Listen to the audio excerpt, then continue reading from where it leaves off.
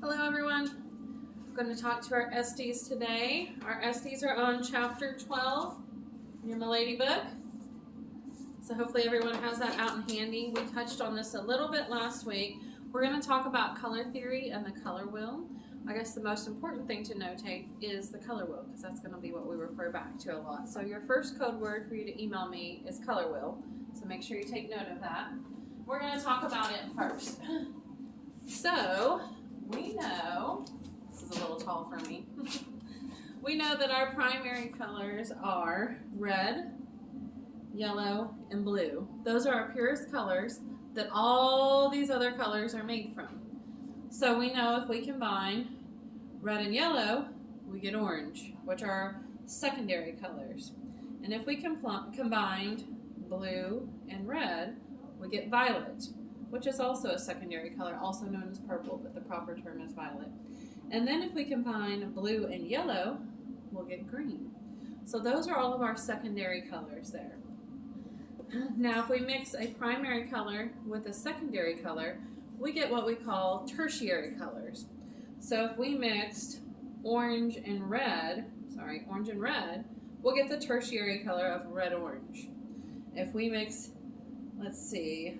blue and green, we'll get blue-green. And if we mix red and violet, we come up with red-violet. So mixing a primary color with one of these secondary colors, your primary color name will come first, and then the secondary color, so it would be blue-violet, yellow-green, red-orange. We know that those are going to make tertiary colors. So that's going to be important for you guys to notate. I'm also going to be creating a mock state board video for you today. I'll probably do that a little bit later because I want to get this out to you all. Thank you for waiting patiently for me. The roads are a little crazy outside, so everyone stay safe and warm. I have the kid and the dog here with me, so hopefully they'll behave. They're supposed to be on their best behavior, but we never know. So we're going to look at page 551. I want you all to notate your learning objectives. We're going to talk about, it says, explain makeup essentials as it relates to an esthetician's skills. So one thing that you all can go into once you graduate in our license is you can become makeup artists. We actually had a makeup artist with Morphe scheduled to speak with us today who was a former student. We're going to reschedule that. She's an amazing artist. She actually is a Cosmo, but makeup is her strong suit, and she does really, really well with it. So you all will find while you're in here what your strong suits are, and you may decide to major in makeup and minor in facials. You'll just see what comes to you naturally, or you may enjoy waxing more. Everyone's a little different, and there's so many different avenues that we know we can go down with this licensure, but it's good to take in all of it and learn all of it. You might find something you didn't realize that you loved and were really, really a natural talent at too. So it says, whether you're interested in makeup as a standalone career or as a complement to your aesthetics practice, having foundational knowledge of the skin is the hallmark of great makeup. So we're going to continue on, because I won't read your chapter to you, to the next page, and you'll notice that there's a color wheel on page 552, and it discusses your primary colors, secondary colors, and tertiary colors. Let's see here. On the side, you'll notate there's a little, looks like a Wonder Woman silhouette there. It says 82% of women surveyed feel more confident wearing makeup. 86% of women surveyed believe wearing makeup improves their self-image. So I'm not going to lie, I put my makeup on when I got here. You guys don't usually see me with lipstick. I've saved a lot of money on lipstick with the masks that are required now. But I do feel better with makeup on. I will forget when I'm out in public if I don't have makeup on and just go about my normal business. But there's that old saying that says, if you look good, you feel good. Now, we don't always wear makeup to class because, well, we're going to take it off, so we don't always wear it in. But we will be doing makeup this week, so that's going to be one of your assignments. Tonight, I want you all to send me a photo of you with a full glam look on. Don't worry if you are not the best makeup artist in town. This is very basic for me. This is minimal, 5 minutes. I'm okay with that. I want you to look up what colors complement your eye color, as well as putting a little bit of blush on. We all know I'm terrified of blush. The 80s still haunt me because my mom wore a lot of blush in the 80s. But I want you all to step outside of your comfort zone a little bit and glam it up for me. If you want to, throw some pearls and a sash in your hair. Think big Hollywood star, night on the town. And I want you to show me your interpretation of that. So that's going to be your second code word is Hollywood. So make sure you write that down. I want to see that in my email. Okay, so it says, estheticians should have a thorough understanding of makeup because makeup knowledge and application skills add another element of expertise to enhance your reputation. Grow your clientele and increase menu services and revenue. So at the spa that I work in part-time, I do occasionally have women who come in and need assistance with their makeup. And our makeup needs change over time too. I do not wear a lot of powder like I did in my 20s. Powder foundation tends to get cakey and fall into the crevices, and I have those wonderful fine lines and wrinkles around my eyes. I do not want to accentuate those. I'd really like to get rid of the bags, but it's a whole nother chapter.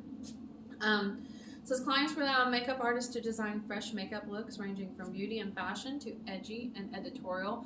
We will get into some fantasy and gore makeup as well. So one thing we learn how to do is a little bit of bruising, and we'll do some fun stuff that you guys can use on Halloween. We'll also get into the fantasy. I've had some really cool Avatar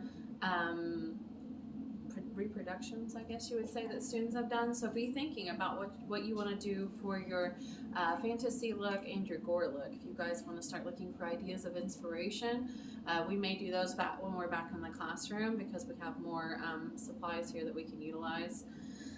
It says the makeup industry seasonal creation of new products can offer opportunities to retell the latest color and create new looks for your clients. So we know that trends change every season. Right now, we're wearing masks all the time. So I would assume, I haven't looked into it, but I'm betting that lipstick sales are down. I am still using chapstick. But one thing that I know we've seen an uptick in is our lash lift and tint services and brow tints. Because if you're wearing a mask most of the time, this is all that anyone can see of you. So what are you going to show them? What they can see. So that's going to be one of the, I guess you would say, trends that are going on right now. That's all we can show off. So that's something that we can really market. A great eye look, lash extensions, brow lift and tint. There is brow lamination. I will teach you guys that. I don't know if I'll volunteer to be a guinea pig again. I'm not as into brows as everyone else is. Okay. We're going to go on to describe the principles of cosmetic color theory. It says the art of makeup has very few rules. Color can be used to create mood, emotion, and harmony.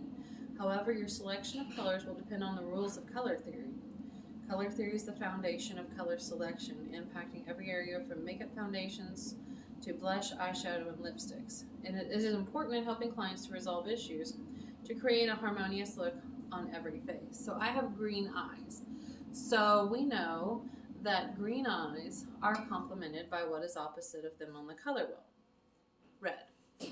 But I have red undertones in my skin. So if you put a straight red color on me, I'm going to look really unusual. But if you put jewel tones on me, which have a little bit of cool in them with the blues, then I'm going to look better than I would with the reds. Hence, I like purple. You'll see me in green sometimes too. Too many warm tones make me look washed out. It's not very flattering for me. So something to keep in mind is not only the eye color, but if they have warm undertones, or if they have olive, cool undertones, or if they're kind of neutral. And I will send you guys a link for more information to determine if you're warm, cool, or neutral. And it will one of them will involve looking at the back of your wrist and looking at the veins on there as well. It says primary colors are fundamental colors that cannot be obtained from a mixture. So that's our red, yellow, and blue. These are the main spectral colors of light seen in the prism from sunlight. Secondary colors, we discussed those. That's going to be our orange, green, and violet. And then our tertiary colors are made from combining a primary and a secondary color. Now, one thing I want you guys to notate in every chapter is the did you know. So on page 553, it says, did you know all people possess all three primary colors just by being alive? Red is oxygenated blood found in the capillaries. Yellow is found in the keratin tissue of the skin, nails, and hair. And blue is the blood found in our arteries. So that's going to be important for you all to notate. Okay, complementary colors. So this is going to be where we get into those flattering colors.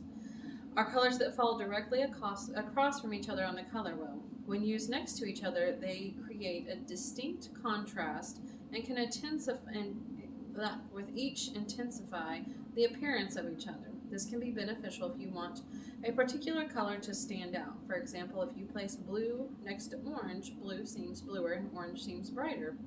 Complementary colors are frequently used when the goal of makeup application is to be vibrant, dynamic, and a dramatic look, such as emphasizing eye color. So we did watch some videos last week, and I will try to reshare them in the email with you all as well to go along with this, about different tones of blush that we might use with different skin tones, and also different eyeshadows. If you have brown eyes, you pretty much can use whatever you want. So that's kind of nice. And if you have blue eyes, if you wanted to put a little bit of an orange undertone in there, that's really going to make your blue eyes pop. Like I said, if you have green eyes, something with red or red undertones will make those pop as well. We're going to go over to page 555. Actually, let's look at the bottom of page 554. It talks about color saturation. Saturation is important. Refers to the pureness of a color. So sometimes we'll buy makeup, and we can buy really high-end makeup that's highly pigmented, or we can buy really more affordable makeup, we'll say, that has less pigmentation and less saturation. Refers to the pureness of a color or the dominant hue of a color. It can vary in intensity. A fully saturated color is the truest version of that color, and it's extremely vibrant, strong, and intense. To use an example, the hues for each of the 12 colors in the basic color wheel are saturated. That means they're very strong, very vibrant. Saturation changes as the hue moves from the outer edge of the color wheel towards the center. So if you'll notice on the color wheel on page 555, the saturation changes. So the color becomes less intense, more transparent. It begins to appear gray. So you also see a scale where it shows lightest to darkest in reference to the hues. There's a gray scale on the left, and then it looks like a red to a light pink on the right. Those are going to be hues, not necessarily colors. It's not necessarily a burgundy to a peach or a pink. It's a hue of red. Does that make sense? Okay. When a color is desaturated, a large amount of pure color has been removed. Desaturated colors are mixed with white, located toward the inner ring of the color wheel. They can contain a large amount of gray and very little remaining pure color. They are often considered neutral. The degree of saturation is the range from the outer edge of the color wheel to the center, perpendicular to the value axis. The value, or brightness of a color, is how light or dark it is. It depends on the amount of light emanating from the color. If it is lighter and closer to white, the color is brighter and higher in value. So there's an activity here. It says play with color. Using colored paper, pieces of fabric, place different colors next to each other and compare how they look. What colors are primary, complementary, and tertiary? Be sure to use the color wheel as reference. You may also use crayons, colored pencils, magic markers on paper to play with different color combinations. Try layering colors according to the color wheel. Which color combinations would you like to try next in your makeup look? So we're not going to necessarily do that. I am going to have you all create a color wheel, though, from things you find around your house.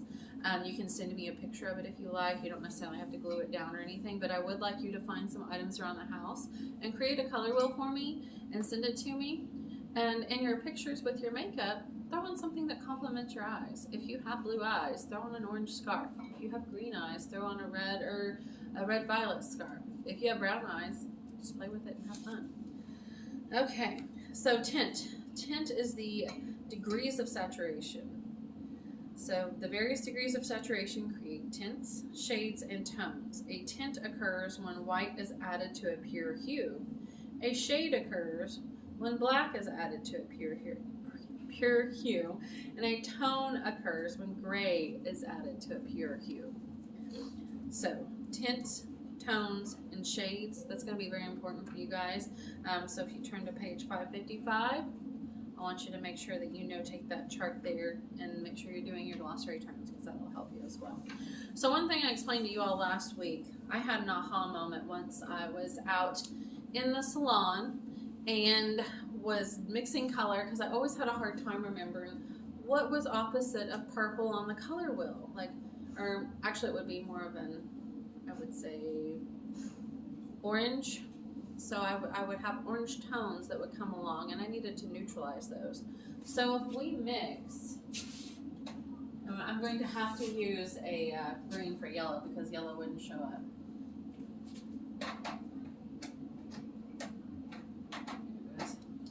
If we mix all of our primary colors, we have red,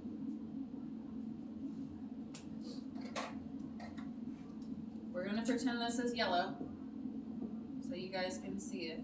Yellow and blue, we get a neutral. These three colors together neutralize each other. So if I had someone come in and they were wanting to neutralize out some of these yellow tones, if I were to look at my color wheel, I would see what is the complementary color across, and I would go, oh, it's purple. Those neutralize each other. Well, they're also complementary, and they generally tend to look well together as well. And I'm sorry, I realize this is a reverse image for you guys. So I had a hard time remembering that, and then one day it dawned on me. If I mix all three colors together, I get a neutral. So if I have orange, per se, if I have orange, I have red and yellow present. What am I missing? I'm missing blue. So red and yellow, which is my orange, is missing blue. So if I mix the blue with the red and the yellow, I've created my neutral. I've neutralized that tone. You all won't use that often, but you may if your client has maybe some dark circles under their eyes that tend to be a little bit violet. And what neutralizes violet? We've got red and blue present. Oh, we need yellow. We need a yellow concealer to neutralize those dark violet circles under their eyes. It could be just capillaries that are close to the surface of the skin. So those are at times when that will come in handy for you. Say they have a lot of inflammation. They've got some acne that you're working on treating, but they have a big night out. They want to look good. They want their skin to look flawless. You guys are in the process of completing that, but you need to cover up those last little blemishes. So if we know red is a primary color on the color wheel, well, what two colors are we missing? Yellow and blue, which make green. So if we apply green to that red, we're going to neutralize those blemishes with the green tone. Okay, so we're going to talk about warm and cool colors on page 556. Your warm colors have a yellow undertone and range from yellow and gold through oranges, red oranges, most reds, and some yellow greens. So your green throws a little bit of coolness in there. Also, the same goes with your violet reds or red violets. Cool colors have a blue undertone and suggest coolness and are dominated by blue greens, or blues, greens, violets, and blue reds. Warm and cool makeup colors can be used to alter and emphasize facial features, especially eye color. They can also dramatize an outfit or a special look. If you were to divide the color wheel in half, down the middle of the green and down the middle of the red, one half would represent the cool colors and the other half would represent the warm. The red-yellow side of the wheel represents the warm colors and the blue-green side represents the cool colors. So, I want to show you all that for those of you who don't have your book handy. So, if we were to divide this right down the middle, yeah, this doesn't quite go the same direction as your book does. But if we were to divide this down the middle, my line is crooked, don't judge my crooked handwriting. These are going to be our warm tones. Warm. And our bottom, with our green all the way over to more so our red violets, are going to be our cool tones. So these have shades of yellow in them. These are going to have more shades of blue. So there's going to be different times that you'll want to use those. If you want to de-emphasize some warmth, bring some coolness out in the skin, then you're going to mainly want to use the cool side of that wheel. If they tend to look a little too cool and you want to brighten and liven them up, you'll want to use something a little bit warmer. I tend to be in neutral, depending on what time of the year it is. I can be cool toned in the winter and warm toned in the summer. Of course, I try to avoid the sun now that I have a little bit more knowledge of what it's doing to my skin, and wear sunscreen as much as possible. But okay. All right, so let's see. If you were to divide the color wheel down the middle, we discussed that neutral colors are colors that do not complement or contrast any other colors. Examples include brown and gray, along with multiple variations of each. They are a perfect blend of earthy tones in makeup and represent natural, soft, flesh colors, acceptable color choices for any skin tone. Taupe, beige, and tan are widely used as neutrals. I like to use a little bit of taupe on the insides of my eyes, just something a little bit neutral. If you have brown eyes, they're considered neutral, so that's why you get to use pretty much whatever color you want. It says, use color theory to choose and coordinate a makeup selection. So we're going to look at color selection at a glance. Determine the color selection, follow these steps. Determine the skin color, light, medium, or dark, warm, cool, or neutral. Determine the eye color, blue, brown, green, or other. And determine the hair color, warm or cool. So depending on what underlying pigments they have in their hair, right now I have a lot of red undertones in my hair. So I also have a lot of warmth in my skin. I don't want to use a lot of warmth in my face as well. It begins to look a little bit clownish on me. But if someone had more neutral tones in their skin, more neutral tones in their hair, they could use something that was a little bit warm on their skin. Okay, we are going to stop on page 557. I'm going to get you guys a video put together to send as well to you later over your mock state boards. So for now, your third code word is going to be tint. So we have tint, Hollywood, and color wheel. So make sure you email those to me and I will be sending you this video. Also, don't forget to lay out your color wheel, do a glam makeup look for me, and don't worry if it's not perfect because we're all learning, and send me a picture of your glam makeup look, your color wheel, as well as your 3 words. I'll see you guys soon. Bye.